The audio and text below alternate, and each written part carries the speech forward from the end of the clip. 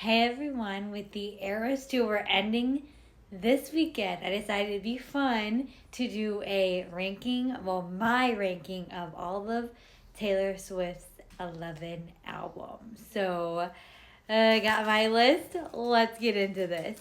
Feel free to comment your ranking in the comments because I would love to know. And also, any guesses if you have right now of what my rankings are before you watch the video. Don't forget to subscribe. Just to preface this is just my thoughts, my opinion. Obviously, you guys are allowed to have your own, just little me thoughts and opinions. So keep that in mind. But let's start with number 11. And I love my friend Ashley. She is my soul Swiftie sister, but she's going to kill me for a few of these. And that's going to be number 11 and number 10. She's not going to like me for these. Number 11, coming in bottom, Evermore. I want to preface by saying I love all her albums, all her songs. I don't hate any of them, don't dislike any of them. I'm here for all of them. I am all things Swiftie. But coming in number 11, there's got to be one, and that's going to be Evermore. That one, honestly, sad to say it, wasn't hard to place there compared to all the other albums, just in my opinion. I don't lean toward those songs when I'm like, making a Taylor Swift playlist or picking out songs to listen to. Just not songs that I gravitate for when I gravitate towards songs. And also my least favorite of the songs and / set on the Eras Tour, just down there. But again, I love all things Taylor Swift. Number 10, Ashley, I love you, but it's Folklore. Again, there has to be a number 10, just with ranking, and I'm giving it to Folklore. Obviously, it's still a stunning album. I love me some Great American Dynasty. But again, there's got to be a number 10 when I'm ranking, and Folklore, just compared to all the other albums, just hit that spot. It was very close competition with number 10, but I put it with the album I have at number 9. But it just slipped under the wire. I do have to say the original set before she redid the Eras Tour set list to add TTPT, the Folklore set was stunning, and I enjoyed it a lot more than I thought. But number 10. So then that's number 10. Number 9 is the one that number 10 was in competition for, and that's Tortured Poets Department. I know this is kind of maybe a hot take because a lot of people love Tortured Poets Department because it is probably one of her most unfiltered albums. I'd probably say it's literally like her diary, unfiltered diary and song version, in my opinion. And I love it. But again, I just don't gravitate towards some of those songs as much as some of her others. I don't gravitate toward that album as much as some of the other ones. The spoiler for Eras Tour, the Tortured Poets Department set actually stunned me more than I thought. I was kind of nervous for how I would like it. It took my breath away. It was beautiful. More on that later because there were some things I do want to get into on some things I wish were changed. So stay tuned for a video on that. But Tortured Poets Department, especially the song The Tortured Poets Department, is amazing, but just number 9. Number 8, which also will be very controversial because I feel like it's a very clutch album, especially considering one song. And if you know what I'm talking about when I say one song, you probably know now what I'm talking about. And it's Red. Now, I love the album Red. I love the song Red. I love me some 22, and I love me especially All Too Well 10-minute version. But when I look at the album as a whole, compared to other of her albums, it gets there. Also, Sorry for any noise in the background. That's my pugs playing with their toys and being crazy. So, yes, I love the album Red.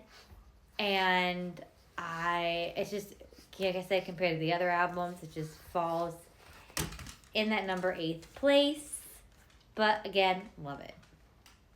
Number 7. This one was kind of hard to place when I looked at the overall picture. But it's going to be Midnights. I love the album. Love the songs off of there. Antihero. The lyrics, when you look at them, oh, so beautiful. It's such a good album. And I think it definitely has some good moments. I love the set for Midnights on the Eras tour. So beautiful. Midnight Rain, Vigilante. I can get down to some Vigilante in 2 seconds. I don't know if I'm allowed to swear, so I'm saying shh. But like that song, it's my jam. Some of the Midnight songs are the best one to sing in the freaking shower. Like, put on a Bluetooth speaker, jam those out while shampooing your hair. Oh yeah, biatches, let's go. But compared to some of the other albums, it's gonna fall at number 7. But I mean, it's still an amazing album, and I absolutely adore it. I'd probably say,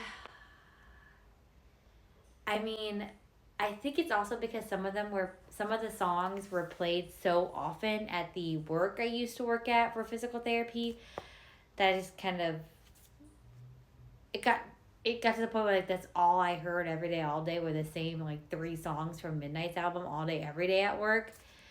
So then, especially compared to the other Taylor Swift songs, kind of like, you're like, okay, I need something else. I need her other songs. But that is that. Moving on to number 6. This one was so hard to place. Getting up past these, the next 4 were very, very hard, and I had to really, really look hard to figure out where I wanted to put these. So, but number 6 is Reputation. This was the second tour I ever saw her in. I saw her in Chicago at Soldier Field, and I absolutely love the album. King of My Heart, gorgeous song. Truly, Endgame, iconic song. Love Me. Ed Sheeran and Taylor Swift together? Yes, please. The album's a masterpiece. Like, girl, Taylor Swift.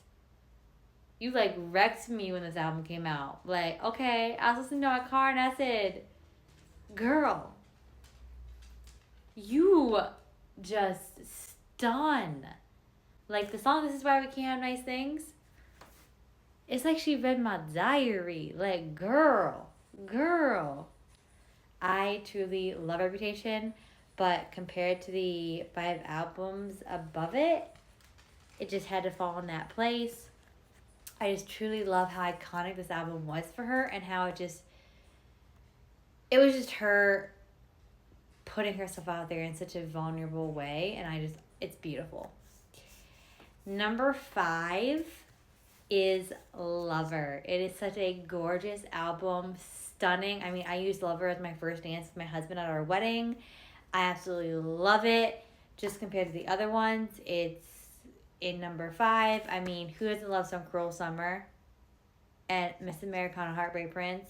Absolutely iconic Taylor Swift songs. Giving that bridge to Cruel Summer at the Eras tour.